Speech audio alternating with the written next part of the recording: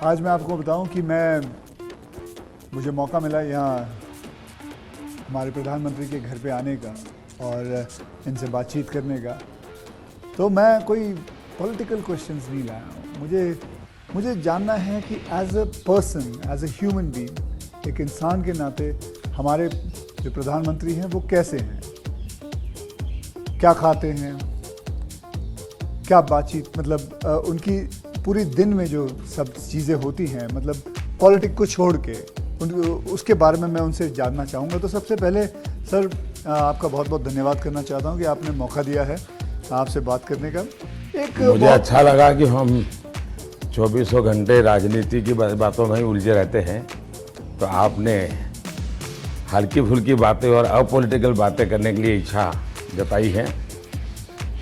मैं नहीं जानता हूँ दर्शकों को कितनी रुचि होगी, लेकिन ज़रूर मैं खुल कर के बातें बताना पसंद करूँ। नहीं, बहुत लोग बहुत कुछ जानना चाहेंगे आपके बारे में, क्योंकि आपके पर्सनल मतलब जो लाइफ होती है, कि जैसे कि मैं आपको बताऊं, मेरा ड्राइवर है, उसकी बेटी, मैं उसको पूछ रहा था कि बेटे तो अगर नरेंद्र मोदी जी को, हमारे प्रधानमंत्री को कोई क्वेश्चन पूछना चाहेगी तो क्या पूछना चाहेगी? तो कमाल का सवाल उसने पूछा कि क्या हमारे प्रधानमंत्री आम खाते हैं? ये भी उसका क्वेश्चन है कि आम खाते हैं, और अगर खाते हैं तो क्या काट के खाते हैं या ऐसे गुटली के साथ खाते हैं? मतलब होता है ना, वॉश बेसिन के ऊपर खड़े होके गुटली के साथ आम खाना, उसका मजा ही कुछ और होता है। तो मैं जानना चाहूँगा कि आप आम खाते हो? एक तो मैं आम खाता भी हूँ और आम खाना मुझे बहुत पसंद भी है। अच्छा। और गुजरात में आम रस की परंपरा भी है। वो तो बहुत। लेकिन जब मैं छोटा था तो वैसे तो कोई आम खरीदना वरीदना तो हमारे लिए कोई उस प्रकार की कोई लग्जरी हमारे फैमिली थी नहीं। लेकिन कभी खेतों में चले जाते थे तो हमारा देश का जो किसान है बड़ा उदार रहता है। कोई खेत में आकर के खाता है तो कभी रोकता नहीं है, चोरी करता है तो रोकता है। तो आम के पेड़ पर जो पकी हुई आम थे वो खाना हमें जरा ज़्यादा पसंद था। यानी उतारने के बाद पकाया हुआ नहीं, नेचुरल कोर्स में पका हुआ, और फिर पूरा का पूरा। अच्छा, तब तो ये हाइजीनिक की कोई समझ भी नहीं थी कि धोना चाहिए, टिकना करना है, कुछ नहीं समझते थे, ऐसा ही अपना कर लेते थे। लेकिन बाद में जैसे बड़े तो कई वैरायटियों के विषय में जानने लगे, आम रस खाने की आदत लगी। लेकिन इन दोनों मुझे कंट्रोल करना पड़ता है। अच्छा, अभी फिलहाल कंट्रोल? अब फिलहाल में मुझे सोचना पड़ता है कि इतना खाऊं या न खाऊं।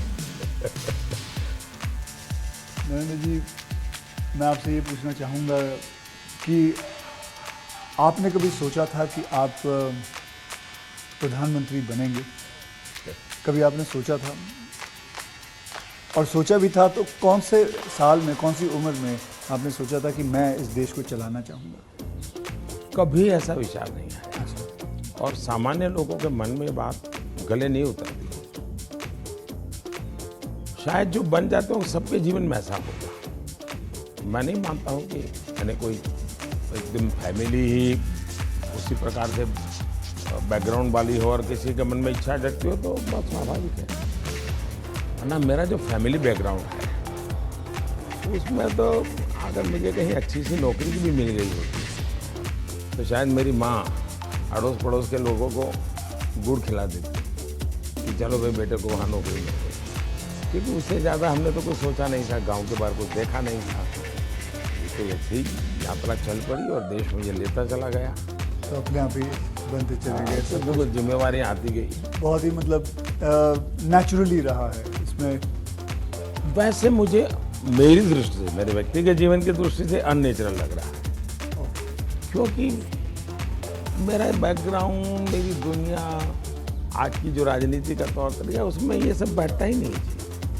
मुझे भी आश्चर्य हो रहा है कि देश मुझे इतना प्यार कैसे करता है और इतना सारा क्यों मुझे देता रहता है।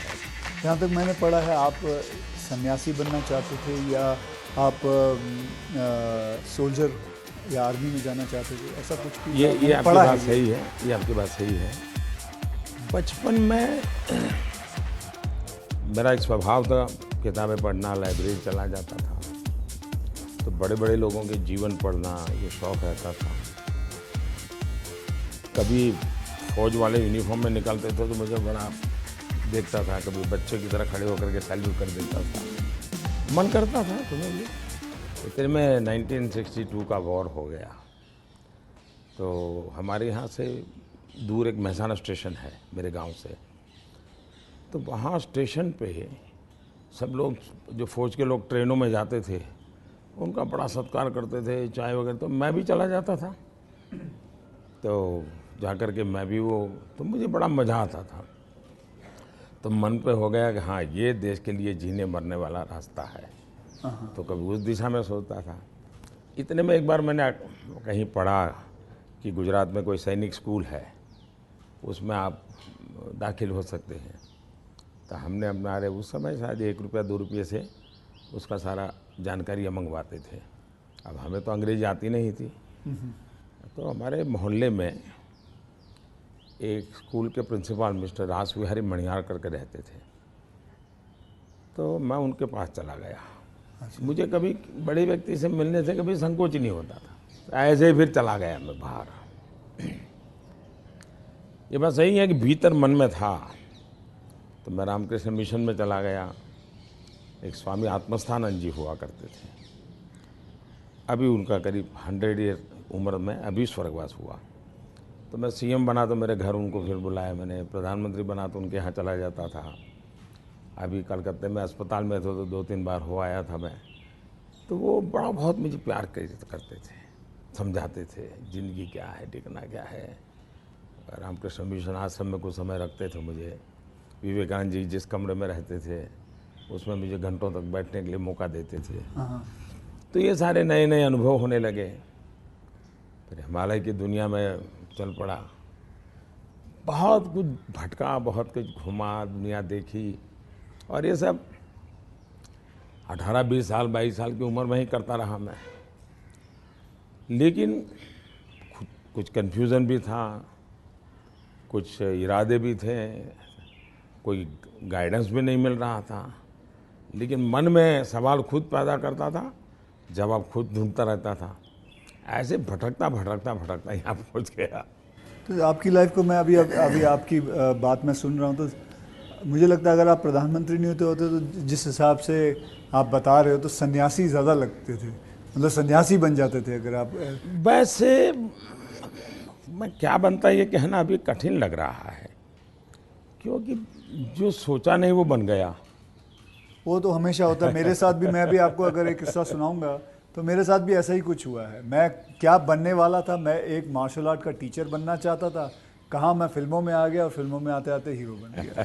मैं आपसे क्या, हमारे प्रधानमंत्री जी को मैं ये जानना चाहता हूँ, गुस्सा आता है? और मतलब क्योंकि देखिए सबको गुस्सा आता है, आई एम श्योर आपको भी गुस्सा आता है। अगर आता भी है तो उस गुस्से में आप क्या करते हो? वो गुस्सा निकालने के लिए किस पे निकालते हो और कैसे निकालते हो?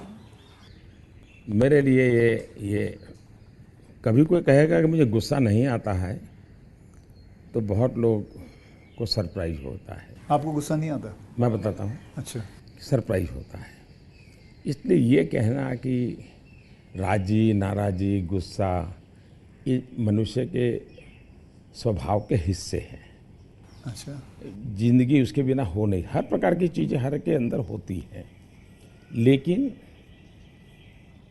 जो मेरा 18-22 साल की ज़िंदगी का जो एक बड़ा तबका था, वहाँ जो मेरी ट्रेनिंग हुई उसमें ऐसी बातें थी जिन लोगों से सीखता था कि आपके जीवन में स्वभाव में ईश्वर ने सब दिया है। अब आपको तय करना है कि जो अच्छी चीज़ है उसको बल देते हुए कैसे बढ़ना।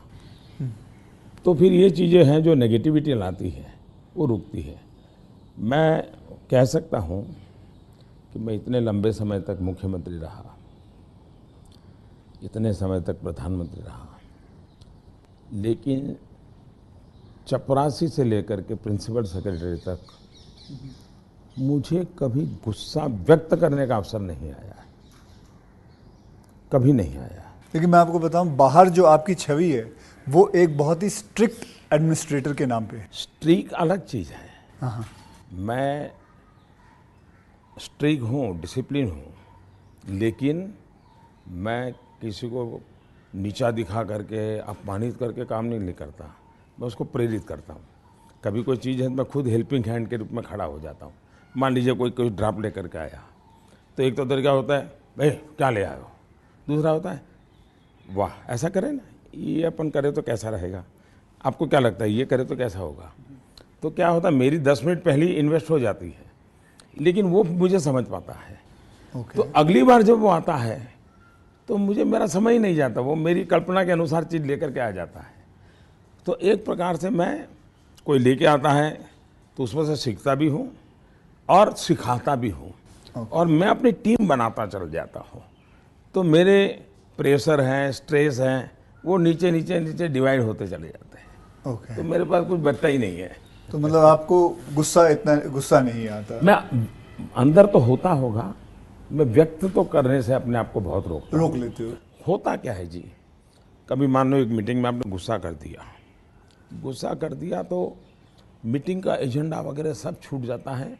हर एक के मन पे वो 2-3 मिनट की समय रहता है, वही छाया रहता है, वो बहुत नुकसान करता है जी। तो मैं जैसे मुझे गुस्सा आता है तो मैं आपको बताऊं, गुस्सा एक निकालना बहुत अच्छी बात है। मैं छोटा मुँह और बड़ी बात, मैं आपसे बहुत छोटा हूं, और मैं कहूंगा कि आप है ना गुस्से को जो है अंदर ना रखें, उसे निकालें। जैसे मैं निकालता हूं, क्या करता हूं, एक बॉक्सिंग बैग घर पे रखा हुआ है, जितना हो सकता है सुबह 4:30-5 बजे मार लेता हूं और अपना गुस्सा निकाल लेता हूं, और फिर थक हार के बस, या कभी समुद्र किनारे चला जाता हूं और जोर से चीखता हूं, कोई भी नहीं होता है।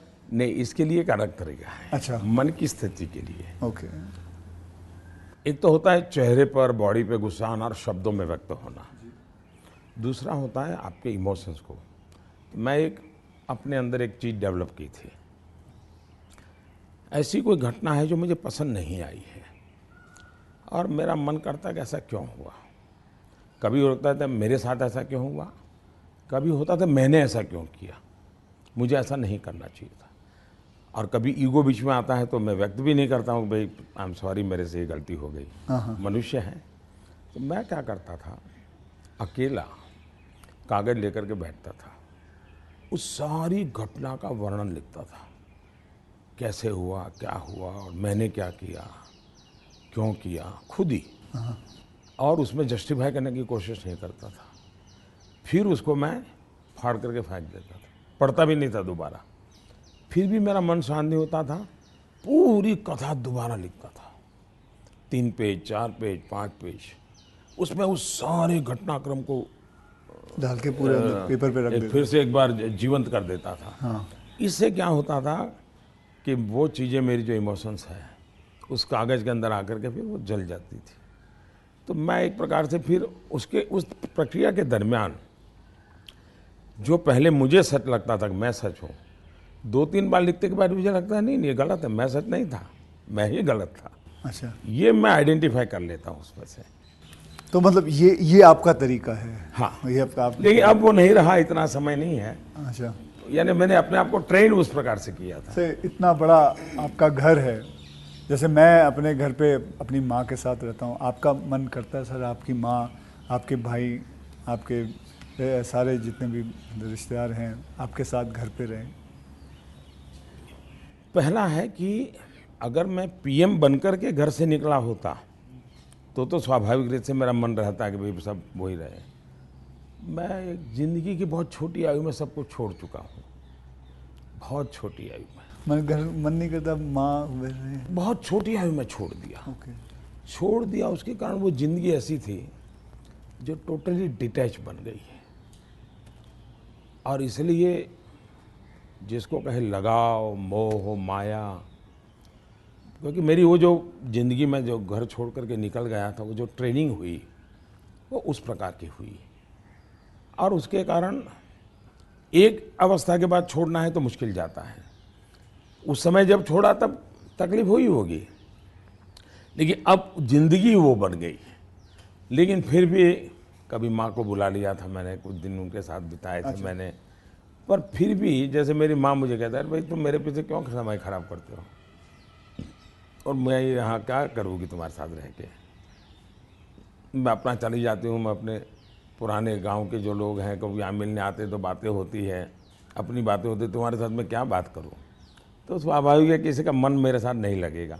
तीसरा, मैं भी समय नहीं देता, जितने दिन माँ यहाँ रही तो मैं अपनी शेड्यूल में ही लगा रहता था, तो एक आध बार साथ में खाना खा लेता था। फिर मुझे भी कभी पेन होता था कि मैं रात को 12 बजे आता हूँ तो माँ को दुख हो रहा है कि ये क्या कर रहा है। मुझे अभी भी याद है, मैं आपसे जब पहली बार आपसे जब मैं मिला था तो मैं गुजरात में आपसे पहली बार मिला था जब आप वहाँ सीएम थे। तो उस वक्त एक या दो मतलब मैंने आपको एक दो चुटकुले सुनाए थे और आपने भी मुझे एक चुटकुला सुनाया था। तो मैं ये जानना चाहता हूँ कि आपका ह्यूमर अब प्रधानमंत्री बनने के बाद इंटैक्ट है? आप ह्यूमर मेरे परिवार में मेरी एक तो विशेषता मैंने है। जैसे आपको बताया आपकी छवि बहुत स्ट्रिक्ट है। आपका मतलब मैंने आपके जो साथ में जो काम करते हैं कई लोगों से ऐसे ही बातचीत करते वक्त वो बातें यार बड़ा काम करवाते हैं, तो वो जो एक बहुत स्ट्रिक्ट एडमिनिस्ट्रेटर, एक स्ट्रिक्ट हेडमास्टर, ऐसा लगता है मतलब हाथ में छड़ी होगी उनके। तो अभी भी आपका ह्यूमर एक बात तो ये जो छवि बनाई गई वो सही नहीं है। अच्छा, वो अलग बात है। सही नहीं है। और कोई ये कहता है कि मैं काम करवाता हूँ, शायद वो सही रूप में एनालिसिस नहीं कर रहे हैं। जी, वो ये कहे कि हाँ काम बहुत करना पड़ता है, उसमें सच्चाई है। ओके। लेकिन मैं किसी को दबाव नहीं करता हूँ। लेकिन वो जब खुद मुझको देखते हैं, पहले जैसे ऑफिस से आमतौर पे प्रधानमंत्री 6-7 बजे निकल जाते थे, दोपहर में भी 1-2 घंटे वो ऑफिस में नहीं रहते थे। मैं सुबह से जाता हूँ, देर रात तक बैठता हूँ, तो वो भी देखते हैं कि भाई ये खुद मेहनत करते हैं। तो फिर उनको लगता है कि ये कोई हमसे मजदूरी नहीं करवाते, वो खुद बैठते हैं। तो कोई काम है तो मैं रात को 11 बजे फ़ोन करूँगा, अरे भाई उसका क्या हुआ, तो उनको लगता है कि ये अभी भी काम कर रहा है। तो एक प्रकार से एक टीम का स्पिरिट बन जाता है, एक वर्क कल्चर आप डेवलप करते हैं। मेरे आसपास में एक वर्क कल्चर डेवलप होता है और वो मैं खुद काम करता रहता हूँ, उसके कारण होता है। स्ट्रिक्टनेस, डिसिप्लिन थोपने से नहीं आती है, क्योंकि मैंने ह्यूमन रिसोर्स डेवलपमेंट में ही अपनी ज़िंदगी खपाई है। आप लोगों को अच्छा झूठ बोल कर इम्प्रेस भी नहीं कर सकते हो लंबे अरसे तक। वो सब देखते हैं आपको कि या बात ऐसी करते हो, करते ऐसे हो, तो आप जैसे हैं वैसे रहो और उनसे काम करिए। हाँ, मैं काम के समय काम में रहता हूँ, इसलिए इधर उधर की बातें समय ख़राब नहीं करता हूँ मैं। दूसरा, मान लीजिए मैं मीटिंग कर रहा हूँ और कोई मोबाइल फ़ोन अपना समय बिगाड़ रहा है, तो मैं फिर उनकी तरफ जा, अच्छा बताइए अभी मैं जो विचार कह रहा था क्या हुआ, तो उनका ध्यान नहीं था, तो उनको लगता था मोबाइल फ़ोन में मैं ट्विटर देख रहा था। तो तब से मेरी मीटिंग में लोग समझ गए कि मोबाइल फ़ोन लेके नहीं जाना चाहिए। मैं किसी से भी मिलता हूँ, कोई भी व्यक्ति आएगा, मेरा कभी बीच में फ़ोन नहीं आता है जी। मैं किसी को नहीं कहता। मानता हूँ, मैं भी आपसे 2-3 बार मिला हूँ, आपने मतलब इट इज। तो ये मैंने डिसिप्लिन खुद के जीवन में लाया, तो सामने वाले को लगता है कि यार ये टोटली मेरे लिए डेडिकेटेड टाइम था, इन्होंने कोई उपयोग नहीं किया। इन चीज़ों का एक प्रभाव पैदा होता है। जहाँ तक ह्यूमर का सवाल है, मेरे परिवार में हमेशा एक कल्पना थी, कभी पिताजी राजी नाराज़ी हुए हो, कभी छोटी मोटी हो, तो हमेशा मैं पूरे माहौल को एक आधे मिनट में हल्का कर देता था। ये मेरा एक स्वभाव था। आज भी मुझे वो करने का मज़ा आता है, शब्दों से खेलना वगैरह। पर अब क्या हो गया है जी, हर चीज़ के अलग अर्थ निकाले जाते हैं, आधा अधूरा वाक्य उठा करके उछाल दिया जाता है। तो अब डर लगता है कि कहीं जा कर के, इरादा वो नहीं होता है, हंसी मजाक कहावत सब होना चाहिए, लेकिन अब दुरुपयोग हो जाता है तो डर लगता है। आज ये सोशल मीडिया की वजह से लोग कोई भी शब्द कोई भी उल्टा सीधा करवा सोशल मीडिया के बजाय टीआरपी वाले, परेशानी टीआरपी वाले करते हैं। तो आप जरा अपना ह्यूमर को बचा के रखते हो, लेकिन अपने दोस्तों के साथ आपके जो दोस्त हाँ, वो तो आज भी चलता है जी। मेरी कैबिनेट मीटिंग का ब्रीफिंग होता है, तो मेरे जो जूनियर अफसर हैं, वैसे वो बेचारे संकोच करते हैं, क्योंकि उनके लिए पीएम जो एक ऑरा बना हुआ है दुनिया में, वो तो बड़ा अलग है। मैंने वो ऑरा रखा नहीं है, मैं दोस्ताना करता हूँ, तो मैं उनको चुटकुले सुनाता रहता हूँ कभी कभी।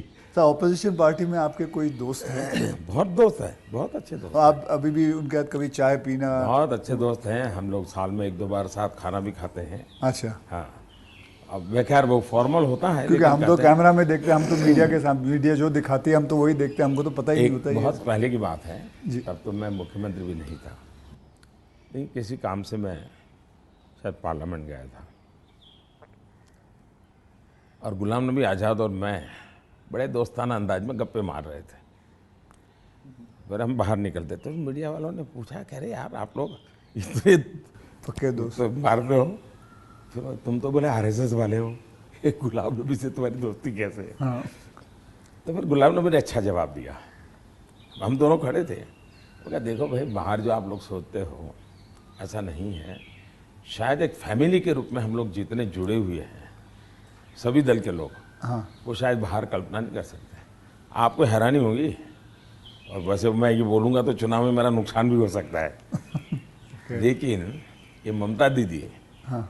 साल में आज भी मुझे एक दो कुर्ते वो खुद सिलेक्ट करने जाती है और मेरे लिए एक दो कुर्ते भेजती है। अच्छा, हाँ। that is something very big to know about.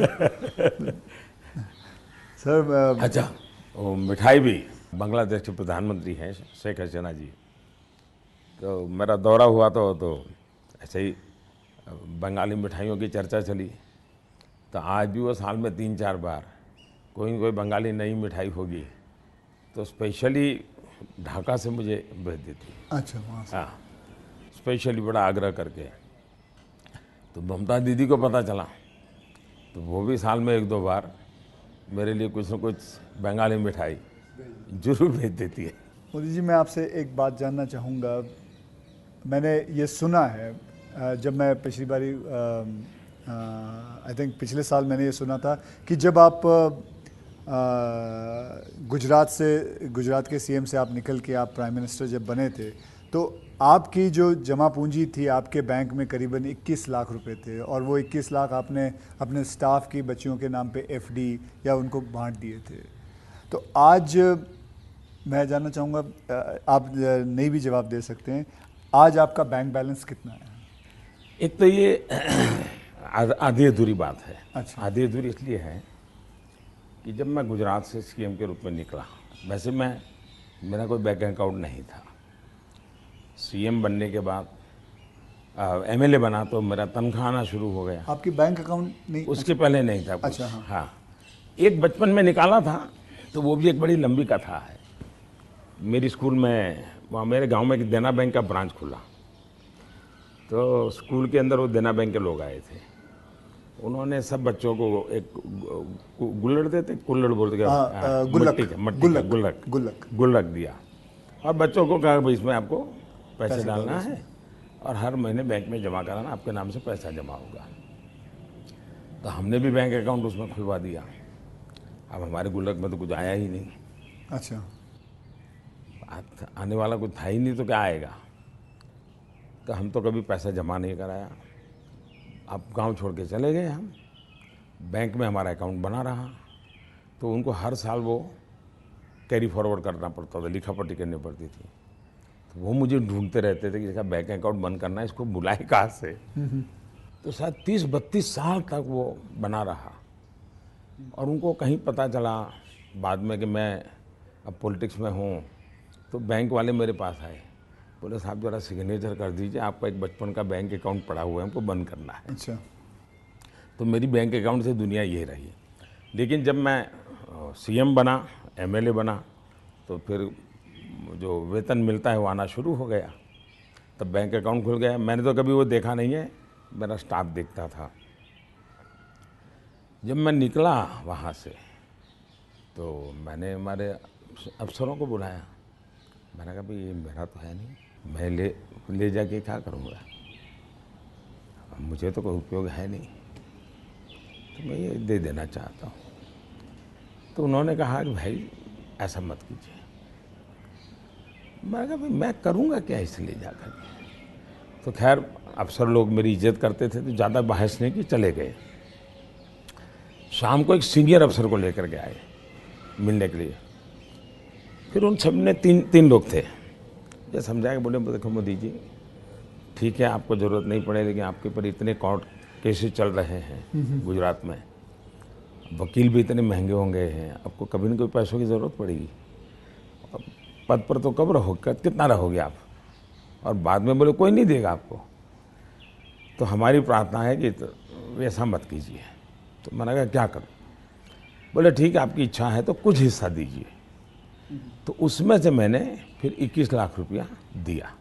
अच्छा, उसमें से? हाँ, ओके। मेरे अपने जेब से दे दिया। और मैंने कहा कि ये जो हमारा सेक्रेटरीट है उसमें जो ड्राइवर है, हाँ, प्यून है, उनकी खास करके बच्चियाँ, उनको ये शिक्षा दीक्षा के लिए खर्च करना। अभी वो फाउंडेशन शायद बनाया हुआ है गुजरात सरकार ने, और उसमें से वो मदद कर भी रहे हैं। फिर वहाँ मुझे एक सरकार की तरफ से एमएलए को एक प्लॉट मिलता है, ओके। पैसों से मिलता है लेकिन कम खर्चे पैसों में। में, हाँ। वो प्लॉट मिला तो मैंने पार्टी को कहा भाई ये ले लो आप, मैं आपको दे देना चाहता हूँ, मुझे कुछ चाहिए नहीं। तो मेरी वो प्रक्रिया चल रही थी। फिर पता चला कि वो मामला तो कहीं सुप्रीम कोर्ट में लटका पड़ा है, शायद वो ज़मीन किसी को दे नहीं सकते, इस प्रकार का कुछ है। वो मुझे पूरा याद मालूम नहीं, क्योंकि मैं इस चीज़ों में रुचि नहीं लेता। लेकिन जब भी वो क्लियर हो जाएगा तो मैंने वो भी पार्टी को देना तय किया हुआ है। साहब सच में गुजराती है ना, क्योंकि गुजराती जो होते हैं वो पैसों के लिए बहुत सही रहते हैं। मतलब मैं नहीं मानता कि मतलब आपने अपना प्लॉट दे दिया, आपने पैसे दे दिए, तो आप, क्योंकि मैं आपको, अगर आप इजाज़त दें तो मैं एक छोटा चुटकुला सुनाना चाहता हूँ। जी जी जी। एक गुजराती आदमी था, बुज़ुर्ग आदमी था, वो मर रहा था। तो वो कहता है, मेरी गुजराती ज़रा इतनी ठीक नहीं है, लेकिन वो कहता है कि मारो दीकरो क्યાં છે, मतलब मेरा बेटा तो बेटा अगर डैडी हूँ यहाँ छूँ, मारी दीकरी क्યાં છે, डैडी हूँ यहाँ छूँ, मेरी बीवी कहाँ है, मैं भी यहाँ हूँ, आप तीनों यहाँ हैं तो दुकान पे कौन है? तो सारे के सारे इधर ही आ गए हो, तो मेरे दुकान पे कौन है? क्योंकि मैं मानने को तैयार नहीं हूँ कि, क्योंकि मैंने देखा है गुजरात, मेरे बहुत सारे गुजराती दोस्त हैं, गुजराती जो होते हैं वो अपने पैसों को बहुत सही संभाल के रखते हैं, वो अपने पैसों से दूर नहीं रहते। मैं आपको एक चुटकुला सुना दूँ। जो ठीक है, ये बहुत बड़ी बात। ओके। हमारे यहाँ चुटकुला चलता है कि एक बार प्लेटफॉर्म पर ट्रेन आई, रेलवे ट्रेन में। हाँ, तो ऊपर ही बर्थ पे कोई पैसेंजर सोया हुआ था। तो उसने देखा स्टेशन आया, तो उसने खिड़की में आवाज़ लगा के बाहर किसी को पूछा कि भाई कौन सा स्टेशन आया। तो उसने कहा 4 आना दोगे तो जवाब दूंगा। तो बोले जवाब की जरूरत नहीं, अहमदाबाद होगा। समझ गया मैं, बिल्कुल। तो ये बिल्कुल बात सही एक है। और एक बताता हूँ, ये किसी की आलोचना करने के लिए नहीं है, लेकिन कोई भी अर्थ निकाल सकता है, और ये सत्य घटना में से बना हुआ चुटकुला है। बहुत साल पहले, वैसे मेरी जिंदगी ऐसी थी, ये हाफ स्लीव का कुर्ता और पैजामा, जूते और थैला, यही से मैं रेलवे में भटकता रहता था, और दाढ़ी रहती थी। तो मैं पुणे स्टेशन पे उतरा। अच्छा। और कोई मेरे पास ज़्यादा सामान तो था नहीं, मेरा एक वो झोला था, एक अखबार था हाथ में। तो मैं पैदल चला जा रहा था, मुझे पुणे में आरएसएस दफ्तर में जाना था। तो मैं पैदल ही जा रहा था, तो एक ऑटो रिक्शा वाला धीरे धीरे धीरे धीरे साथ चलता गया। फिर करीब 100-200 मीटर गया होगा, और उसने, मेरा ध्यान गया, मैं कही ऐसे कैसे चला रहा हो स्लोली मेरी स्पीड से। मैंने कहा भाई आपकी ऑटो रिक्शा खराब है, क्या प्रॉब्लम है आपका? तो उसने कहा साहब आप नहीं बैठोगे? मैंने कहा क्यों, मैं तो पैदल जा रहा हूँ। तो बोले आप समाजवादी हैं? मैंने कहा नहीं, मैं तो अहमदाबादी हूँ। हाँ। तो मैंने कहा क्यों समाजवादी क्यों? ये बोले समाजवादी लोग, बोले हमारे पुणे के समाजवादी जो लोग हैं वो स्टेशन में पब्लिक के सामने ऑटो रिक्शा में नहीं बैठते हैं, दूर जाके गुपचुप बैठ जाते हैं। ऐसा क्यों? लोगों को इम्प्रेशन रहे कि वो मेहनत करते हैं, सादगी वाले हैं। ओके, अच्छा। तो बोले मुझे भी लगा शायद आप समाजवादी हैं, तो औरों की तरह आप भी थोड़ी देर के बाद बैठ जाओगे। तो बोले इसलिए मैं चल रहा था। तो जब उसने मुझे पूछा आप समाजवादी हो, तो मेरा तुरंत जवाब था मैं अहमदाबादी हूँ। आइए सर, एक थोड़ा चलते चलते बात करें आपसे। सर, आपसे मैं पूछना चाहता हूँ कि अगर आपको कभी एक अलादीन का चिराग मिल जाए और जिन कहे कि आपके 3 विशेस हैं, तो वो आपके 3 विशेस क्या होंगे? देखिए, अलाउद्दीन चिराग मुझे मिल जाए और सचमुच में उसके पास ताकत होगी, जी। तो मैं उसे कहूँगा कि तुम जितने भी ये समाजशास्त्री हैं या जो एजुकेशनलिस्ट हो, उनके दिमाग में भर दो कि भावी पीढ़ी को ये अलाउद्दीन चिराग वाली कथा सुनाना बंद करें कि ऐसा कोई अलाउद्दीन होता है और वो इच्छाएं पूरी करता है। मैंने कहा उसको मेहनत करना सिखाओ। मैं कभी एक्सपेक्ट नहीं कर रहा था आप ये जवाब दोगे। मुझे लगा आपको ये 3 विशेस आप सोचोगे कि क्या है 3 विशेस, लेकिन ये एक बहुत ही सही तरीका है। आलसपना जो होता है वो यही चीज़ों से आता है। यार, आई विश मुझे ये मिल जाए, बैठे बैठे मिल जाए। तो ये जो आपने जो किया हुआ है, ये जो कहा हुआ है, बिल्कुल सही कहा हुआ है। ये मूल तो है बाहर से आई हुआ चिंतन है जी, मैंने रिसर्च नहीं किया है। हाँ, हाँ। ये हमारे यहाँ मूल चिंतन ऐसे नहीं है। मूल चिंतन तो हमारे यहाँ परिश्रम का है जी। हमारे यहाँ ये नहीं है कि भाई ऐसे ही कुछ आकर के कोई दे देगा, ऐसा नहीं है जी। एक ना एक दिन तो सभी को रिटायर होना होता है, आपको भी रिटायर होना पड़ेगा। तो आपने कभी पोस्ट रिटायरमेंट प्लान सोचा है कि आपने जब ये सब कुछ ख़त्म हो जाएगा, मतलब आप पॉलिटिक्स से संन्यास ले लेंगे, तो आपके आगे जाके आपने क्या करना है? एक बड़ा पोस्ट इंटरेस्टिंग रिटायरमेंट। चीज़ बताता हूँ आपको। जी। हम लोगों की एक मीटिंग थी इनर सर्कल की। अटल जी थे, आडवाणी जी थे, राजमाता सिंधिया जी थी, जी। सिकंदर बख्श साहब थे, प्रमोद महाजन भी थे, और उसमें सबसे छोटी आयु का मैं रहता था। तो बातें चली, उसमें से ऐसे ही अभी मीटिंग शुरू होना बाकी था, ऐसे गप्पे चल पड़े कि भाई रिटायरमेंट के बाद क्या करेंगे। तो सबने कुछ न कुछ अपना बताया। प्रमोद महाजन इसको बड़ा लोगों को खुद करके निकालते थे। अच्छा, प्रमोद जी की व्यक्तित्व की विशेषता थी, उनका जीवन बड़ा विविधताओं से भरा था। अनेक प्रकार की एक्टिविटी से वो अपने आप को जोड़े रखते थे। मुझे पूछा, मैंने कहा भाई मेरे लिए तो बड़ा कठिन है, क्योंकि मुझे कुछ नहीं आता है। मैंने कभी इस सारी चीज़ों में सोचा ही नहीं। मैंने तो जब जो जिम्मेवारी मिले उसी को जिंदगी माना है। जिम्मेवारी ही मेरी जिंदगी है। अच्छा। और इसलिए मुझे कल्पना ही नहीं होती है कि मेरे इसमें समय बिताने के लिए कुछ करना पड़ेगा, मुझे अपने आप को एंगेज रखने के लिए कुछ करना पड़ेगा। और इसलिए मैं कभी नहीं मेरे मन में विचार आया और न ही मैं सोचता हूँ। और मुझे पक्का लगता है शरीर का कण कण और जीवन का पल पल किसी न किसी मिशन में ही खपाऊंगा। ये आपने सोचा हुआ है? ये शायद सोचना नहीं है जी, मेरे पास इसके सिवाय कुछ मुझे पर कौशल्य ही नहीं है। मैं जिस हिसाब से आप बताते हो कि मुझे लगता है आप ज़िंदगी में, मतलब जब सीएम से यहाँ जब पीएम बने थे, तो मैं ये जानना चाहूँगा कि सबसे वैल्यूबल चीज़ आप क्या लेके आए थे यहाँ, इस घर के अंदर सबसे वैल्यूबल चीज़ आपकी क्या रही थी? अगर मैं, वैसे ये पूरी बातचीत आपने पहले ही मुझे कहा कि भाई मैं तो कोई राजनीति की चर्चा करना नहीं चाहता, नहीं। लेकिन कुछ मात्रा में मैं कह सकता हूँ कि प्रधानमंत्री बनते समय शायद और प्रधानमंत्रियों को ये बेनिफिट नहीं मिला है जो मुझे मिला है। देश में इतने प्रधानमंत्री हो गए जी। इतने प्रधानमंत्रियों को ये बेनिफिट नहीं मिला है जो मुझे मिला है। वो ये है कि मैं लंबे अरसे तक मुख्यमंत्री रह के आया हूँ और मैं गुजरात का लॉन्गेस्ट सर्विंग चीफ मिनिस्टर था। चीफ मिनिस्टर होने के नाते आपको बारीकियों से जुड़ना पड़ता है, बारीकियों से काम करना पड़ता है। आपको इश्यू आपके सामने सीधे आते हैं, सॉल्यूशन आपको सीधा करना पड़ता है। ये तजुर्बा शायद मेरे पहले के किसी प्रधानमंत्री को नहीं मिला। इतना सद्भाग्य नहीं मिला।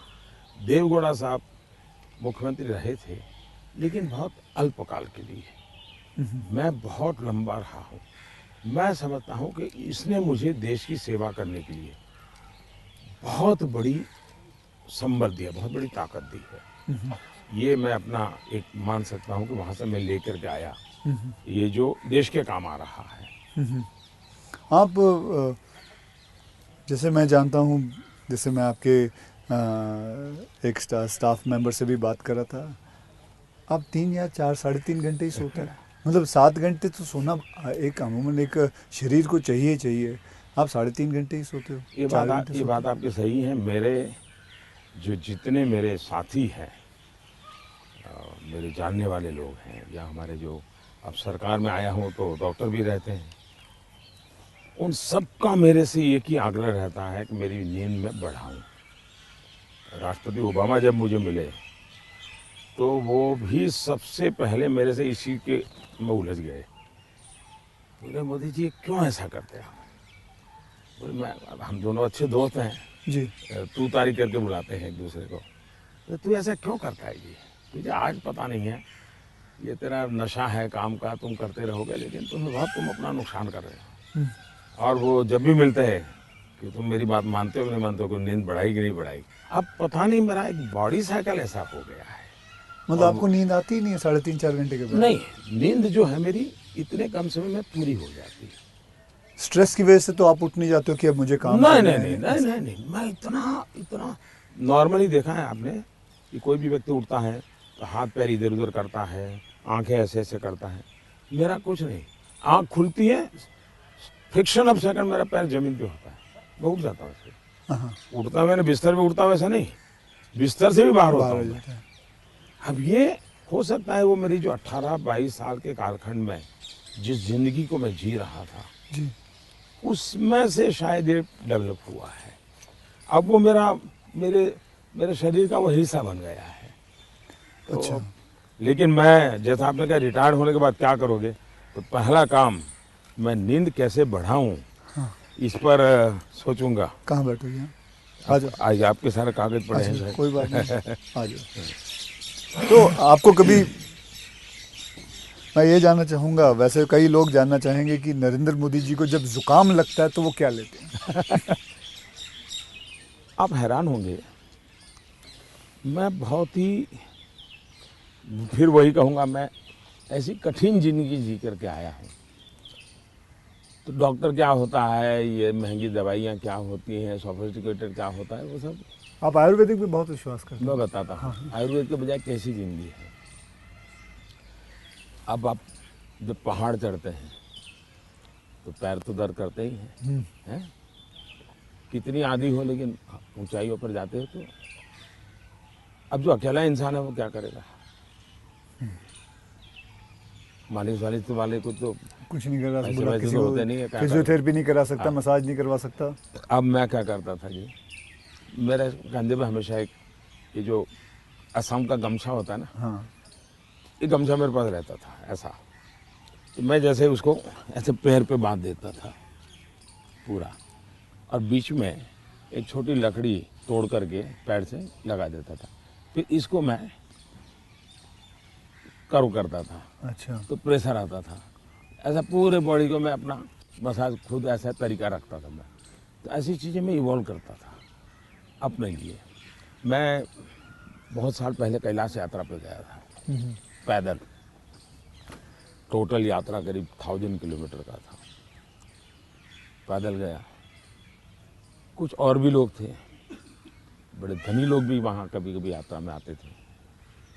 अब बहुत बड़े बड़े महंगे वो चमड़ी बचाने के लिए सब लेकर के आए हुए थे।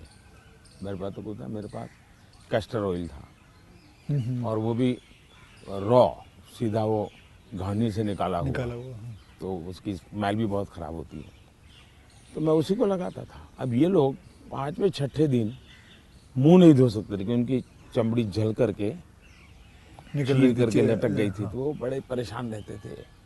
तो मुझे कुछ नहीं होता था, बोला मैं तेज तर्रार रहता था। तो मुझे पूछने लगे कि आप क्या करते हो?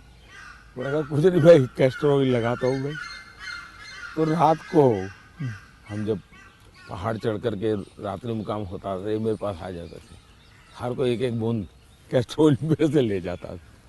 जुकाम होता है देखो मैं गर्म पानी पूरा समय पीता हूँ, गर्म पानी, गर्म पानी। उसमें दूसरा, कोई शहद या कुछ? कुछ नहीं, सिंपल गर्म पानी। दूसरा, हो सके तो फास्टिंग करता हूँ।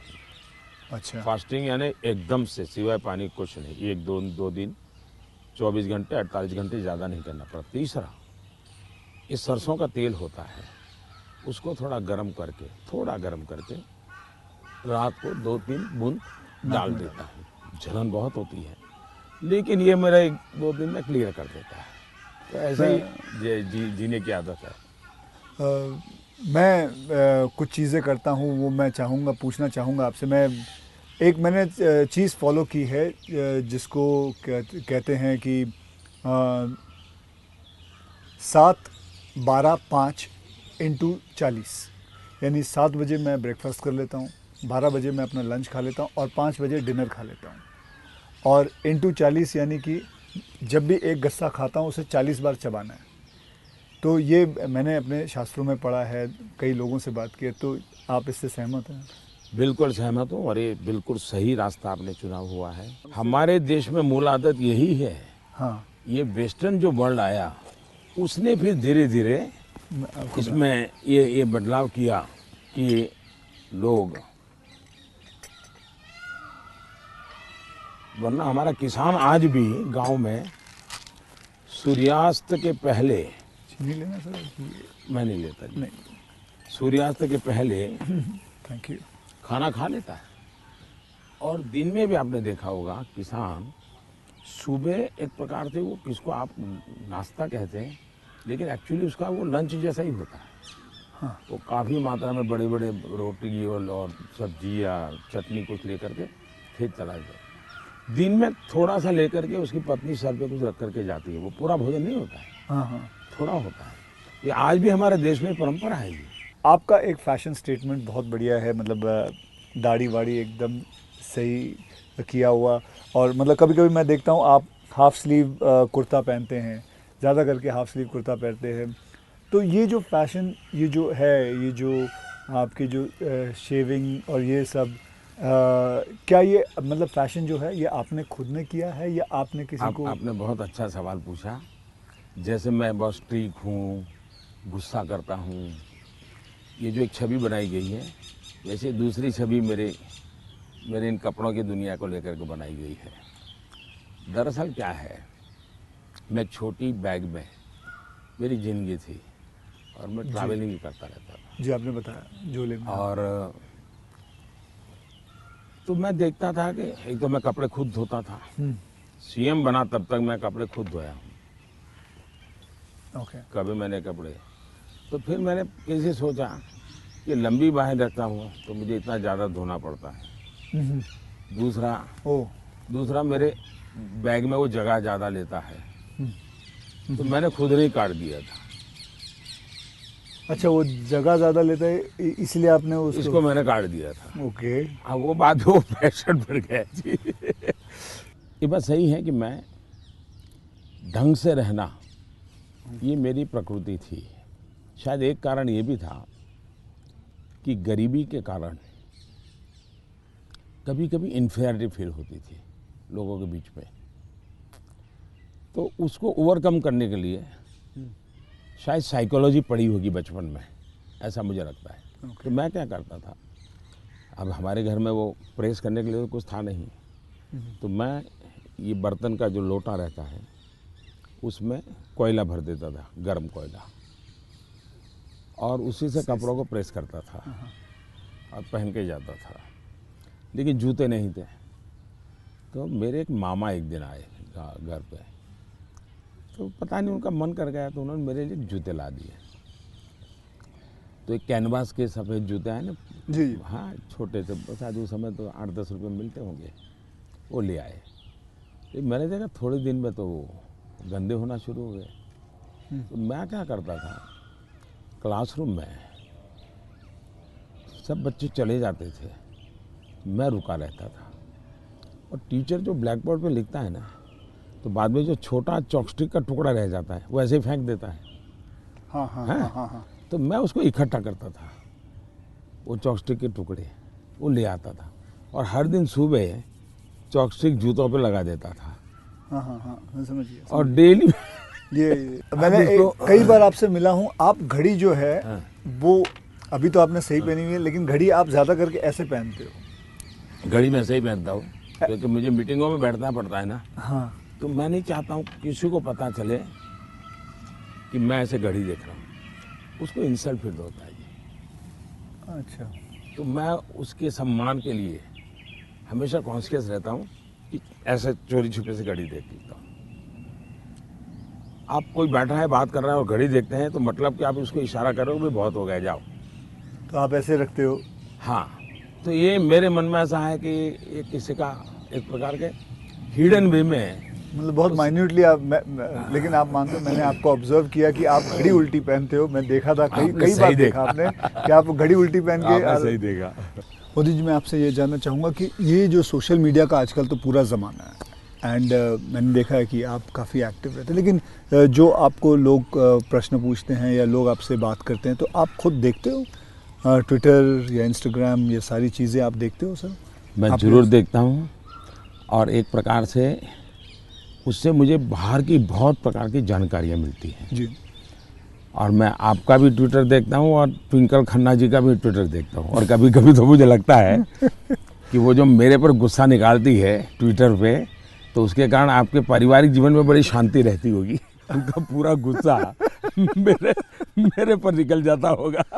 हाँ। इसलिए आपको बड़ा आराम रहता, सुकून मिलता होगा।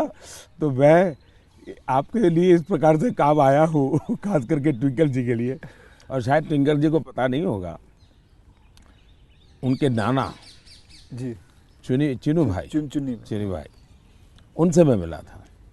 अच्छा, ये तो बहुत पहले। बहुत पहले की बात। और कारण क्या था, ये बड़ा इंटरेस्टिंग है। जी। गुजरात में एक बहुत बड़ा अकाल पड़ा था, तो हम लोग कुछ न कुछ सामाजिक काम करते थे। उसमें हम लोगों को ये बटर मिल्क के केंद्र चलाते थे, छाछ पीने के लिए गर्मी में लोगों को। हाँ, बटर मिल्क, तो वो मूल सुरेंद्रनगर जिले में हम बहुत बड़ी मात्रा में करते थे।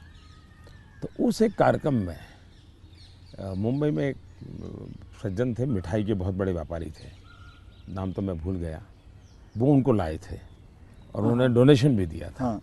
और हमने ऐसे छाछ केंद्र चालू किए थे बटर मिल्क के, ओके। बहुत बड़ी मात्रा में। जैसे पानी की परब रहती है वैसे छाछ की परब रहती थी और हर गरीब व्यक्ति वो। तो उस समय मैं उस सेवा के काम में लगा था और उस समय इनके नाना जी वहाँ आए थे, तो उस समय मेरी उनसे मुलाकात हुई थी। अच्छा, तब मुलाकात। काफ़ी बातें हुई थी उनके साथ, तो मेरा उस प्रकार से उनसे परिचय रहा है। तो आप मतलब खुद भी पढ़ते हो और लोगों को बिल्कुल, मैं जवाब पढ़ता देते भी हो? हूँ और मज़ा लेता हूँ। आपको वैसे मैं जब आप अपने ऊपर कोई मीम्स बने हुए देखते हो, जो सोशल मीडिया पे मीम्स आते हैं, तो वो मीम देख के आपको हंसी आती है? वैसे आपने कहा गुस्सा तो आता नहीं ज़्यादा करके, लेकिन वो जो मीम्स आप देखते हो तो आपको कैसा लगता है? जैसे देखो, मैं कुछ 4-5 मीम लेके आया हूँ, ये देखिए। ये लिखा है, this T seller can give nation unity, equality, safety, prosperity. तो ये एक है। इसमें लिखा हुआ है, चटनी के बिना ढोकला है बेकार, अब की बार मोदी सरकार। ये देखिए, मेरे ही सारे फ्रेटर्निटी के लोग आए थे, आपसे मिले तो सबके चेहरे पे यहाँ लगा दिया है जय श्री राम। ये आपने देखा कभी? ये मैंने नहीं देखा, ये आज देख रहा हूँ। अच्छा, ये नहीं देखा आपने? तो ये रोहित शेट्टी जो है, ये एक्शन डायरेक्टर हैं, मीट्स नरेंद्र मोदी जी, और अगले दिन आपको उन पर इतना असर पड़ा, सीधा मोटरसाइकिल लिया आपने, निकल पड़े। तो ये मीम देख के आपको कैसा लगता है? मैं एंजॉय करता हूँ। हाँ। मैं उसमें मोदी को कम देखता हूँ, क्रिएटिविटी को ज़्यादा देखता हूँ। हाँ। तो मुझे उस क्रिएटिविटी के प्रति, यानी मेरा घोर भी विरोध होगा, मुझे बड़ा मजा आता। क्या बड़े सटीक तरीके से कहा है उसने। मतलब बहुत अच्छी क्रिएटिविटी उनकी है, मतलब क्या सोचते हैं ये लोग, और यूं झटके में सोच लेते हैं। हाँ, फ्रिक्शन ऑफ सेकंड जी। मैं आपको बताऊं, आप और मैं भी बात कर रहे हैं, जब सोशल मीडिया का ये सबसे बड़ा बेनिफिट मुझे ये है कि मुझे कॉमन मैन की जो सेंस है, हाँ, उसकी जो क्रिएटिविटी है, उसका एनालिसिस है, ये समझने में बड़ा। वरना क्या होता है, ये बनी बनाई लोगों की जो परोसी हुई चीज़ होती थी, जी, 5 स्टार फूड जैसा होता था वो, ये एक प्रकार से फुटपाथ पर का जो चने चबेने और पकौड़ा होता है, हाँ हाँ। वैसा सोशल मीडिया का मटेरियल होता है। फिनिश नहीं होता, लेकिन उसमें से आपको सच्चाई हाथ लग जाती है। मैं तो ये वेट कर रहा हूँ जब ये आएगा तो इसके ऊपर भी बड़े मीम्स बनेंगे, हाँ, इसके ऊपर भी बड़े मीम्स बनेंगे। तो आप तो खैर तैयार है। मैं मुझे मेरे लिए पहली बार होगा ये, मतलब। कुछ लोग होते हैं इंटेंशन से आपको चुभे इसलिए करते हैं, जी जानबूझ करके। उस समय आपने अपने आप को संतुलित रखने से उसके सारे इरादे फेल हो जाते हैं हाँ हाँ और वो उसकी नींद हराम कर देते हैं। अगर आप उसको रिएक्ट करते हैं, रिस्पॉन्ड करते हैं, तो उसको मजा आ जाता है। लेकिन देखा छोड़ दिया तो उसकी नींद खराब है। मैंने इतनी मेहनत की, इतना मोदी जी के बाल नोचने वाली चीज की, मोदी को कोई हो ही नहीं रहा है, तो वो परेशान हो जाता। हाँ, फिर वो अपना बंद भी कर देता है थोड़ी देर बाद। ये भी बात सही है। बस सर, आपसे बात करके मुझे बहुत बहुत मज़ा आता है। आपसे मैं 2-3 बार पहले भी मिल चुका हूँ और आज मुझे मौका मिला है आपसे वार्तालाप करने का, आपसे बातचीत करने का। तो बहुत अच्छा लगता है as a human being, and not as a prime minister, as a human being. You are a lovely person, you are a person जिसने ज़िंदगी में सब कुछ देखा है, झेला है, पाया है और खोया भी है, और सैक्रिफाइस आपकी ज़िंदगी के। ये मेरा एनालिसिस है जो मैं आपसे अभी बात करके ये मेरा एनालिसिस है कि आपकी ज़िंदगी के आपने बहुत सैक्रिफाइसेस भी किए हैं। So we are glad, I am glad that मुझे ये मौका मिला है आपसे बातचीत करने का। क्या आप मंथली आपकी जो सैलरी में से कुछ आप अपनी माता जी को भेजते हैं? ऐसा है कि हमारी माता जी खुद मुझे देती है आज भी। अच्छा, वो भेजती हैं? आज देती है। जिस दिन जब भी मिले जाऊंगा तो ₹1.25 वो पक्का मेरे हाथ में देती है आज भी। अच्छा। और वो हमसे कभी अपेक्षा नहीं करती, कभी अपेक्षा नहीं करती। उनको ज़रूरत भी नहीं है। दूसरा, शायद मैं एक ऐसा मुख्यमंत्री भी रहा और एक ऐसा प्रधानमंत्री रहा हूँ, मेरे परिवार पर का कोई खर्चा सरकार पर नहीं है। वरना बाकियों को परिवार का मेडिकल हेल्प मिलता है सब, मेरे परिवार कुछ लेता नहीं, कुछ नहीं लेता है। मैंने, हाँ, ये बात है, बिल्कुल बिल्कुल। तो ये एक प्रकार से, लेकिन इसका मतलब ये नहीं कि कोई माँ के प्रति लगाव नहीं है, ऐसा नहीं है। लेकिन जीवन ही ऐसा बन गया है कि मैंने अपने आप परिवार, पूरा देश को अपना परिवार बना लिया है, इसी में लगा रहता हूँ, यही काम करता रहता हूँ। मोदी जी, मैं ये जानना चाहूँगा कि आपको, मतलब बचपन में ऐसा कौन सा खेल था जो आप खेलते थे? मैं बचपन में संघ की शाखाओं में जाता था। अच्छा। संघ की शाखाओं में बड़े अच्छे वैज्ञानिक खेल होते हैं। अच्छा। बड़े वैज्ञानिक, जिसमें टीम स्पिरिट आए, जिसमें जैसे एक खेल होता है, ये सब सर्कल में बैठते हैं, फिर जो ये हमारा लीडर होता है वो पूछता है कि आपकी राइट साइड पे जो बैठा है उसकी एक क्वालिटी बताओ। ओके। अब है तो खेल, लेकिन आपको उसके कारण कॉन्शियसनेस आता है कि हाँ भाई दूसरे के गुणों को देखना चाहिए। अब खेलते खेलते ही डेवलपमेंट होता है इंसान का, और इसलिए मुझे बचपन में संघ की शाखाओं में खेलों के द्वारा टीम स्पिरिट क्या होती है, रिस्पॉन्सिबिलिटी शेयर करना क्या होता है, ये खेल है संघ में, बहुत बढ़िया खेल है। वो परंपरागत खेल है, कोई संघ वालों ने ढूंढे ऐसा मैं नहीं कह रहा हूँ, ये बहुत बहुत काम आते हैं। दूसरा, मैं योगा से ज़्यादा जुड़ गया, फिजिकल एक्टिविटी के रूप में कहे तो। लेकिन मैं इंडिविजुअल खेल के बजाय ग्रुप वाले खेल को हमेशा पसंद करता रहा, क्योंकि वो एक प्रकार से आपके व्यक्तित्व को अलग से डेवलप करते हैं।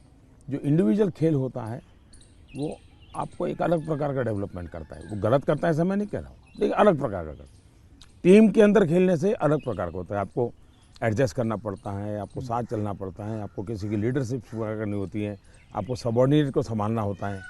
तो ज़िंदगी जीने के लिए ग्रुप वाले गेम्स खेलने चाहिए।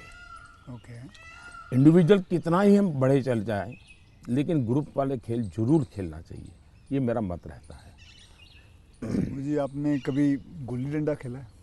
बिल्कुल खेलता था गुल्ली गाँव डंडा में। खेलते? हाँ हमारे यहाँ गांव में खेलते थे, फिर कंचे खेलते थे। हाँ, लेकिन ज़्यादातर मैं तैरने के लिए चला जाता था, मुझे पानी पसंद था, अच्छा। तो तैरने के लिए चला जाता था।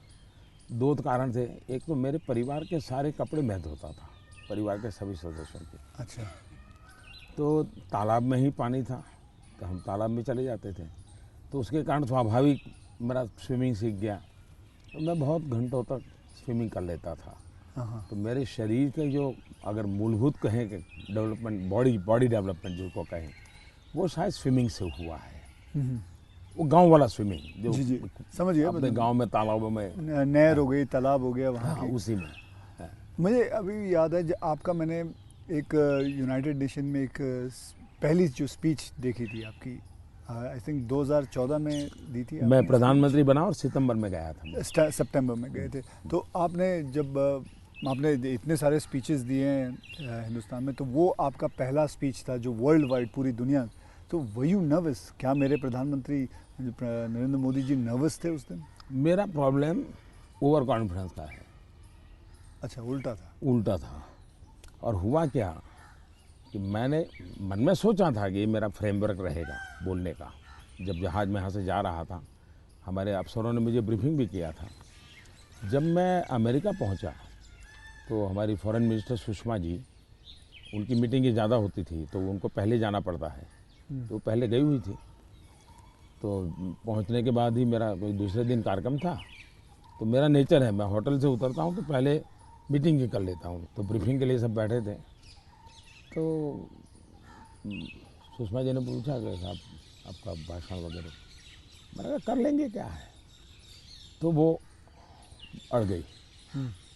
उन्होंने बड़ा आग्रह नहीं कि बोले साहब ऐसा नहीं चल सकता। अच्छा, अफसर लोग बोल नहीं पाते थे मुझसे, किसी ने मुझे कहा भी नहीं था। बोले यहाँ एक्सटेम्पो भाषण नहीं करना चाहिए, बोले लिखित स्पीच होना चाहिए। मैंने कहा भाई मैं तो न किसी को लिखने के लिए कहा है, न मैंने लिखा है, मैं तो हर जगह वैसे ही करता हूँ। खैर काफ़ी दिन हमारी आधा घंटा तक बहस होती रही, लेकिन उन्होंने बिल्कुल पकड़ कर कहा नहीं साहब इसमें आपकी नहीं चलेगी, आपको मानना पड़ेगा। तो मैंने कहा आप क्या करेंगे ये? तो मैंने कहा मैं अपना बता देता हूँ मुझे क्या बोलना है। तो मैंने वहीं पर उस समय मैंने कहा इसके आधार पर आप बना दीजिए। फिर वो स्पीच तैयार हुई। अब मुझे स्पीच प्रॉब्लम नहीं था, पढ़ना ही प्रॉब्लम था। मतलब पढ़ना यानी कि यानी पढ़ कर के बोलना, वो मैंने कभी आपको देखा मुझे नहीं है। बहुत दिक्कत होती है जी, बहुत दिक्कत होती है। मेरा थॉट प्रोसेस इतना तेज चलता है। तो मेरा वो पहला भाषण जो है, हाँ, वो पढ़ कर के मैं किया हुआ हूँ। यानी एक्चुअली पढ़ रहा हूँ मैं, आपने देखा होगा मेरे हाथ में हाँ। कागज है। तो ये अच्छा, सबसे पहले मुझे नेपाल प्रधानमंत्री बनने के बाद तो वहाँ भी मैं एक्सटेम्पो बोल दिया था, और वो भाषण आज भी मशहूर है जी। आज भी मशहूर है भाषण। नेपाल में पहला भाषण था। तो एक्सटेम्पो वाला भाषण आपका हमेशा, मैंने कभी वैसे देखा नहीं तो आपको मेरे लिए फिर वो ये इस प्रकार की जो मीटिंगें होती हैं उसमें ये बहुत आवश्यक हो गया। बाद में मुझे भी ध्यान में आया कि भाई ये देश का मसला होता है, कोई इधर उधर शब्द न चला जाए। तो फिर खैर मुझे उस डिसिप्लिन को फॉलो करना चाहिए। लेकिन मेरे पहले भाषण का मेरा अनुभव ये है। ठीक है, ये अच्छा। फिल्में देखते हैं? अभी नहीं देख पाता हूँ। लास्ट फिल्म कौन सी देखी? लेकिन मेरे गांव में एक थिएटर था जी। और मेरा एक दोस्त था दशरथ करके, उसके पिताजी थिएटर के बाद सिंह चना बेचते थे। अच्छा। और हम गांव वाले उनको लक्ष्मण भाई थिएटर वाला बोलते थे। वो बेचते थे तो चना से, तो उनसे हमारा परिचय था। तो हम वहाँ जाके बैठते थे, और अगर थिएटर में दर्शक कम है और जगह बची है तो फिर वो थिएटर के बाहर ही बैठते थे। तो वो मालिक को कह देते कि ज़रा इन बच्चों को बिठा दो ना। तो फिर वो मुफ्त में हमको थिएटर में जाने का मौका मिल जाता था। वो लक्ष्मण भाई जो सिंह चना बेचते थे उनके कारण। तो मैं और हमारा वो दोस्त है दशरथ, तो हम दोनों जाके बैठ के मूवी देखते थे। तो बचपन में मूवी देखने का यही एक हमारा तरीका था। बाद में तो ज़िंदगी ऐसी बन गई तो कोई मौका नहीं मिलता। लेकिन शायद एक अमिताभ बच्चन जी आए थे जब मैं सीएम था। अच्छा। तो उनका बड़ा आग्रह था एक पा फिल्म शायद। जी बिल्कुल। तो देखने के लिए उनके साथ में चला गया था। एक बार अनुपम जी खैर आए थे, उन्होंने टेररिज्म तब को भी आप लेकर के एक CM फिल्म ही थे। बनाई थी, सीएम था मैं, टेररिज्म को लेकर के एक फिल्म बनाई थी, वेडनेसडे शायद, हाँ वेडनेसडे। हाँ, तो वो मैं उनके साथ देखने चला गया था। तो ऐसा कुछ हुआ है, लेकिन वो भी ज़्यादा लेकिन नहीं अब PM बन के बिल्कुल नहीं, अब तो आपके बिल्कुल वक्त भी नहीं मिलता होगा। बिल्कुल नहीं कर पाया। अब आपने बिल्कुल ज़रा नहीं सा कर भी पाया। कि मैंने एक फिल्म बनाई थी, आपको मैंने हल्का सा कुछ बताया भी था पहले कि टॉयलेट एक प्रेम कथा पे फिल्म बनाई थी। और मैं खुद देख नहीं पाया, लेकिन मैंने लोगों को बहुत कहा हाँ वो कि देखो भाई, सामाजिक जीवन पर कैसे फिल्में चल सकती और बन सकती हैं। हाँ वो कमर्शियल हिसाब हाँ, से मैंने पूरे हाँ, बनाए थे, हाँ, बल्कि गाने वाने वगैरह ये हाँ, माँ पिता सब कुछ उसमें रखा हुआ था और नहीं, असली कथा पे मैसेजिंग, था। सोशल मैसेजिंग था, वो अच्छा था। हाँ। हाँ तो लेकिन खैर वो तो मैंने रियल लाइफ में किया था, लेकिन आपने रियल लाइफ में करीबन 9 करोड़ से भी ज़्यादा टॉयलेट्स बनाए हैं। तो ये तो ये मतलब ऐसा कैसा हो गया जैसे कि आपने जैसे ही आप प्राइम मिनिस्टर बने तो सबसे पहले आपने स्वच्छता के ऊपर बात की, टॉयलेट्स के ऊपर बात की, तो आपको वो डर नहीं लगा कि आप पहली बार आप प्राइम मिनिस्टर बन रहे हैं और सबसे पहला द फर्स्ट फ्यू मुद्दा इसी पे रखा हुआ है, स्वच्छता पे रखा हुआ है? स्वच्छता आपके लिए बहुत मायने रखती है। मैं मेरे जीवन में मैंने गांधी जी वगैरह जो पढ़ा है, और कुल मिला के मैं देखता हूँ कि हमारे देश में बीमारी, गरीबी, इन सब की चीज़ों के साथ हेल्थ बड़ा सबसे बड़ा विषय है। लेकिन प्रिवेंटिव हेल्थ के लिए 2 चीज़ें मैं देखता हूँ, एक स्वच्छता और एक फिटनेस। आप अपने शरीर को फिट रखिए, बनाइए, तो बाकी आर्थिक रूप से बोझ बनता नहीं है ज़िंदगी, उस प्रकार से जिए। पर्सनल हाइजीन में तो हमारे यहाँ शास्त्रों के कारण, संस्कारों के कारण, घर में आओ तो पैर धो करके आओ, हाथ धो, मंदिर में जाते हो तो नहा करके जाओ, सब बहुत सिखाया जाता है। सोशल हाइजीन के प्रति हम उदासीन रहे हैं। और भारत जैसा देश दुनिया में, अगर इतना बड़ा दुनिया को देने के लिए टूरिज्म डेवलप नहीं हो रहा है, एक कारण है गंदगी जी। वैसे भी किसी भी समाज के लिए शोभा नहीं देता है। तो मेरे मन में एक बड़ी चीड़ है, और मैंने सोचा इसको एक जन आंदोलन बना देना चाहिए। और देश को गर्व होना चाहिए, हम लोगों को गर्व होना चाहिए कि हमारे देशवासियों ने इस कार्यक्रम को अपना बना लिया।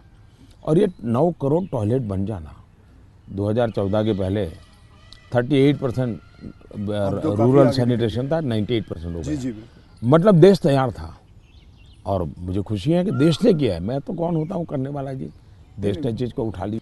आप एज अ प्राइम मिनिस्टर आप कभी चिल एकदम आराम करते हैं, कुछ आराम से बैठ के यूं बैठे हैं गार्डन में सोच रहे हैं, बस ऐसे ही कुछ नहीं, चिल आउट के लिए मेरी एक आदत है, मुझे अब कर नहीं पाता हूँ, लेकिन मेरा बड़ा स्वभाव रहा है। एक तो मुझे सुबह 5 बजे चाय पीने की आदत है, बिना शक्कर। चीनी में लेता मैंने नहीं, देखा हाँ, चीनी लेता नहीं हूँ। अच्छा, नहीं लेते। मुझे कोई प्रॉब्लम नहीं है, लेकिन आदत नहीं लेता हूँ। दूसरा, मुझे शाम को 6 बजे, दिन में किसी के साथ कटसी के लिए बैठ गया, थोड़ा ले लिया 2 घूंट, तो अलग बात है, चाय की आदत नहीं है।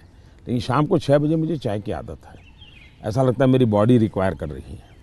लेकिन वो मुझे तब मज़ा आता है, मैं छत के नीचे नहीं हूँ, सीधा आसमान से मेरा संपर्क होना चाहिए, खुले में बैठा हूँ, अकेला बैठा हूँ, और वहाँ आराम से चाय पीता हूँ। ये मुझे बहुत पसंद आता है। और वो जगह कौन सी है? यहाँ यहाँ भी मैं कर लेता हूँ, और मेरे ऑफिस के उसमें भी कर लेता हूँ। अच्छा। लेकिन जो साउथ ब्लॉक का ऑफिस है वहाँ संभव नहीं है। ओके। वहाँ तो एकदम से वो बंद कमरा है, लेकिन ये मेरी पसंद की जगह काम है। दूसरा, एक चीज़ मैंने बहुत की थी, और जो जैसा आपने कहा रिटायरमेंट के बाद क्या करोगे, तो उस काम को ज़्यादा करूँगा। पहले मैं रेगुलर करता था, मैं कभी दिवाली नहीं मनाता था जी। अच्छा। नहीं, मैं दिवाली में 4-5 दिन कहीं चला जाता था, और 5 दिन के लिए मेरी जो रिक्वायरमेंट रहती थी, पानी वगैरह वो साथ ले लेता था, और वो भी मैं उठा के ले जाकर उतना ही। और मैं पहले रिसर्च करके रखता था, कहीं जंगलों में कोई जहाँ इंसान न हो, लेकिन पीने के लिए शुद्ध पानी अवेलेबल हो, ऐसी जगह ढूंढता था, और वहाँ जाके मैं रहता था। कभी पेड़ के नीचे, क्या कोई खंडहर कोई मिल गया तो उसमें पड़ा रहता था। अच्छा उस समय में तो टीवी वगैरह तो थे ही नहीं, रेडियो भी मैं साथ नहीं रखता था, ना अखबार न कुछ नहीं, कागज पेन भी नहीं, किताब भी नहीं, कुछ नहीं। कुछ नहीं। अच्छा। और 5 दिन मैं ऐसे ही अकेला रहता था, प्रकृति को देखना। एक प्रकार से मेरा वो कार्यक्रम का नाम था, मैं मुझसे मिलने जाता हूँ। ओके। मैं मुझसे मिलने जाता हूँ, ऐसा ही मेरा, वो मेरी ज़िंदगी में बहुत बड़ी ताकत देने वाली चीज़ है।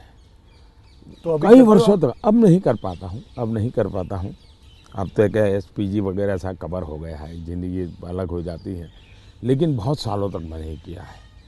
और मैं उससे बहुत ताकत पाता था, और जो विचार आए आने देता था, किसी विचार को टिकना है तो टिकना, कुछ लिखता भी नहीं था, ऐसे ही रहता था। तो यही मेरा एक तरीका रहता था। आपके और मेरे में कॉमन यही है कि आप चाय बेचते थे और मैं जी वेटर था।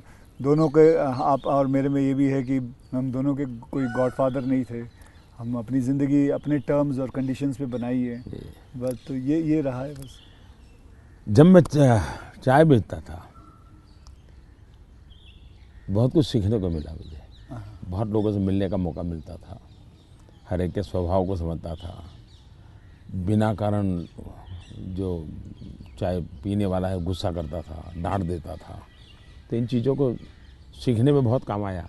लेकिन एक चीज़ मैंने बहुत मज़ेदार है मेरी ज़िंदगी की, मैं जब लोगों से हिंदी में बात करता हूँ तो बहुत सरप्राइज करते मुझे। हमारे सिकंदर बख्श साहब थे, बीजेपी के लीडर जी। वो मुझे हमेशा कह रहे हैं, यार मोदी तू इतनी बढ़िया हिंदी कैसे बोल लेता है, तू तो बोले गुज्जू है। ये तेरा मुरारजी, वो दोस्ताना है तो बहुत बढ़िया आयु के थे, बोले तेरा मुरारजी इतने साल तक यहाँ रहा लेकिन उसको हिंदी बोलना नहीं आता है, ऐसा मुझे। तो उसका कारण ये था कि मैं चाय बेचता था तो मेरे गांव में ये जो ट्रेनें तो बहुत कम आती थी, लेकिन ये जो मालगाड़ी होती है, जो माल ढोती है, वो ज़्यादा आती थी। और मुंबई में जो भैंसों का तबेले रहते हैं, उसके जो दूध बेचने वाले लोग हैं, वो क्या करते हैं, दूध जब भैंस देती है तब तक मुंबई में रखते हैं, बाद में वो गांव में आके छोड़ देते हैं। वो भैंसों को लाना ले जाना एक बड़ा कारोबार चलता था। तो वो आते थे और वो बेचारे घास वास उसी में भरते थे, उसी में रहते थे और भैंसों को ले जाते थे। एक व्यक्ति आएगा तो 3-4 दिन रहना पड़ता था। हम उनको चाय चाहिए, हम चाय देते थे। उनसे बातें करते करते मैं हिंदी सीख गया। अच्छा, फिर वो क्या करते थे, अपना म्यूजिक की कुछ चीज़ें ले आते थे, तो शाम को वो चौपाइयाँ वोपाइयाँ अपना भजन कीर्तन करते रहते, तो मैं कभी जाके बैठ जाता था। तो मुझे उसके कारण नॉर्थ के कल्चर से परिचय आया। ओके। तो एक प्रकार से चाय ने मुझे ये लैंग्वेज सिखा दी। तो आप ये जो सॉन्ग की बात आई, आप कभी कोई हिंदी गाना गुनगुनाते हो अकेले में? गुनगुनाना तो नहीं होता है, लेकिन मैं जब चाहता तो मेरे मन पे जो कुछ गीत है, ज्योति कलश छल के, या ये पवन वेग से उड़ने वाले घोड़े, ऐसे जो गीत थे बहुत पुराने, तो बहुत अच्छे लगते थे। आज के कोई गाने नहीं गुनगुनाते? आज तो पता ही नहीं मुझे।